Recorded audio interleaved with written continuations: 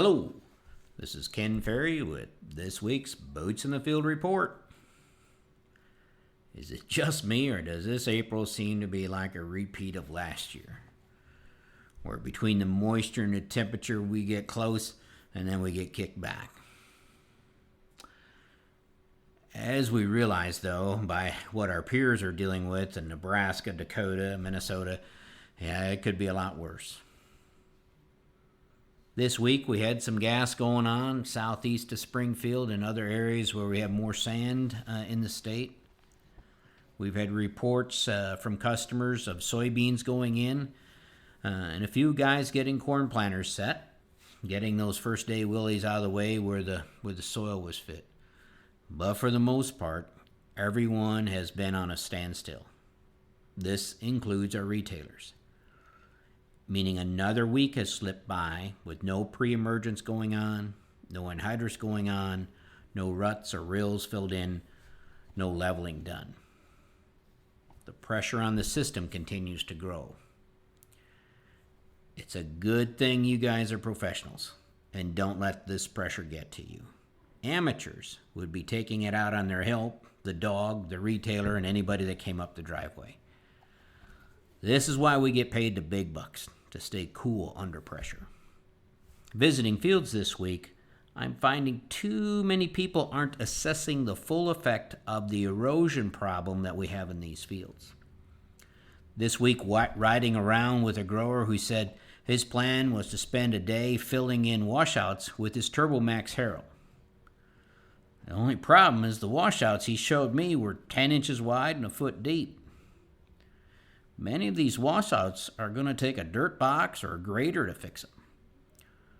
Some are in areas of the field where you'd expect to see them, but others are in areas where you haven't seen them before. One grower said he was caught by surprise when he went to kill his cover crop, the amount of erosion that he had to drive around with the sprayer. Please check these fields out before your retailers find these washouts by accident at the speeds that they travel. Those of you that have drones, get those birds in the air and find these gullies so we can put a plan of attack together to how we're going to go out there and fix them before somebody gets hurt. Touring fields with the grower this week, we talked about how much soil washed out of the field, out into the road ditches in a number of places.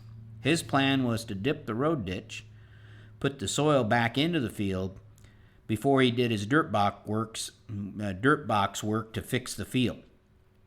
Now, I think this is a good idea. I imagine the road commissioners out there would think this is a good idea as well. But if you're dipping road ditches, remember, most roads today have some sort of buried utility line in them. So be careful when we're dipping these ditches. As I travel about and assess the erosion issues, I come to believe it is as bad, if not worse, in the no-till as it is in the tilled fields. Cover crop fields that had growth fared better, but unfortunately, due to last fall's weather, most of our cover crop fields didn't have enough growth to stop the erosion. It might be time to think about some more permanent waterways in some of these fields. This week, I have fielded a lot of calls on when is it too wet to apply anhydrous ammonia. I'll be honest with you, I've driven by some train wrecks in the making this week. First off, we need to be dry enough to get a good seal, not letting this gas escape or smoke off. From the road, I've only seen one applicator smoking. It was a high-speed applicator running shallow. The way I recommend checking whether a bar is sealing is to have someone put their nose inches away from the knife track just seconds after the toolbar goes by to smell for ammonia. If that person is gagging and gasping for air, it's not sealing. But for the most part, the anhydrous is sealing. But that's only the first step to see if it's dry enough to apply. The bigger issue is the track left by the tractor and the tank wagon. Most retailers now are running dual tanks on one running gear. The biggest issue is guys not identifying the risk of spring wheel track compaction and how that plays out in today's farming systems. Conventional till growers who follow the anhydrous application with 2 passes of the cultivator or disc, they will take out at least the top half of these tracks, meaning that the wheel tracks isn't going to show up until later in the year when it affects root growth. But for no-till, vertical till, strip till guys, you will be planting across or in these tracks. When we have some rows planted into a spring wheel track, in the compacted wet conditions, those rows will show up from the get-go. The corn will be slower to get out of the ground and it'll definitely grow slower. Corn planters will need to deal with this wheel track, or else you're going to have problems with maintaining planting depth.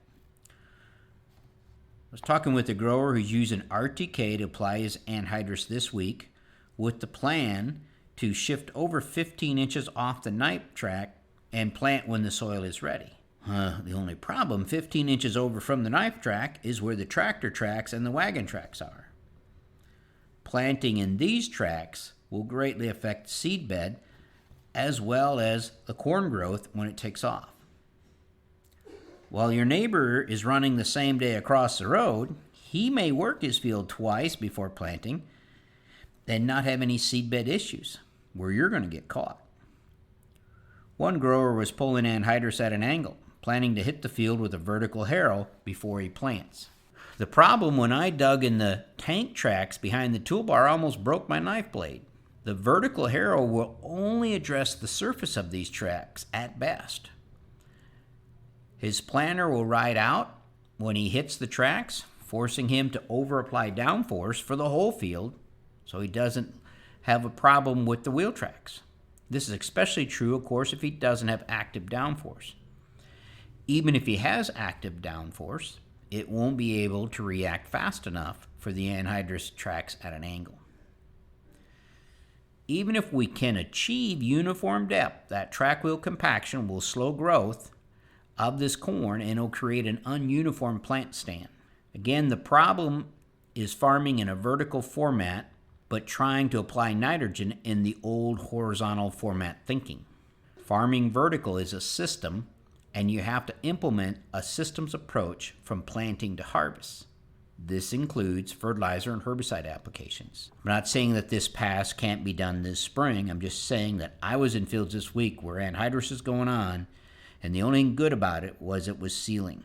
The soil was wet enough that the compaction from the tractor, the compaction from the tank, is going to be one of those things that haunts those guys for the whole season. When this weather breaks, I assume we'll have corn and soybeans going in at the same time.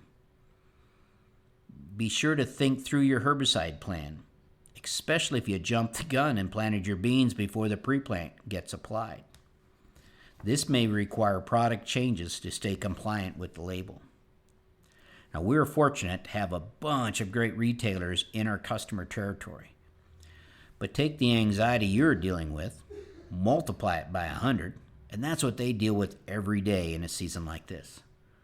So keep calm, work the plan like the professional you are. The growers on the trap line have been calling in their cutworm, armyworm flights. We thank you for that. Keep up the good work. We'll track these flights and keep you abreast of potential threats as the season plays out. Crews have been busy pulling samples when they can. Many of you are repulling your IS&T samples for your VRT nitrogen program. Remember, we'll be pulling those, or we like to pull those when the soil is still cool. So that's here in the spring or later in the fall when it cools down. So think about that as you're reviewing your testing needs. If you need your IS&Ts repulled, let's get them on the front end of this season before the soil warms up. Now here at Crop Tech, we did plant some beans this week for our corn soybean college event.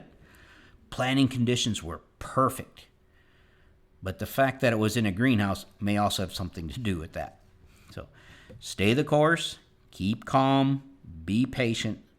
Don't let anxiety mess up the biggest crop of your career. To stay up to date, check out our website at croptechinc.com and subscribe to our podcast, Boots in the Field Report.